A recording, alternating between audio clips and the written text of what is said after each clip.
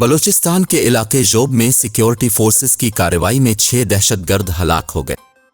पाक फौज के शोबा ताल्लुकात आमा ISPR के मुताबिक सिक्योरिटी फोर्सेस ने जोब के इलाके सिम्बाजे में दहशतगर्दों की मौजूदगी की इत्तला पर ऑपरेशन किया।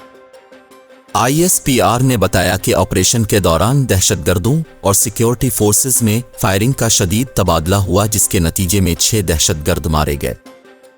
ISPR का कहना है कि मारे गए दहशतगर्दों से असलहा और गोला बारूद का जखीरा बरामद किया गया।